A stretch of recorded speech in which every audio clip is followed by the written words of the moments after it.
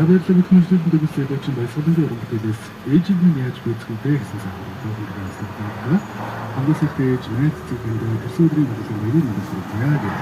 Яг хэрэгтэй хүмүүсийн зүйлс дамжуулж байгаа дууны нэслэлийг бүржилж байна.